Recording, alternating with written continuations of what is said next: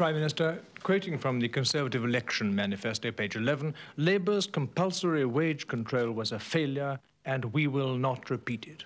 Now, is it possible for a man of principle to go back on so simple and so absolute a pledge and not resign?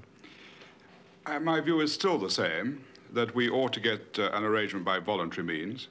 And I think everybody in this country, practically everybody in this country, would agree that no government has tried harder in the past 3.5 months with the employers and with the unions to get a voluntary arrangement. We did not succeed last Thursday because the unions did not accept the proposals which we and the CBI put to them. And in these circumstances, the government has got to act in the interest of the nation as a whole.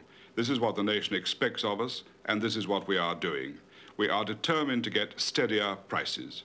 Now, I believe that the proposal we put forward for a £2 a week across the board increase for everybody, giving up to £2.60 in earnings, was a very fair proposal indeed.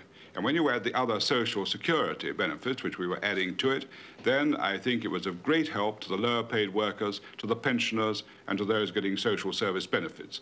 But if we got voluntary agreement about that, we could have done it straight away.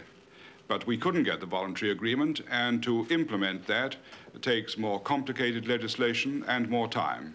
And so now we have this standstill for the 90 days, which will steady prices and wages, and this will give us the opportunity then to move into a sphere in which we can take advantage of the expansion which is now going on in the country.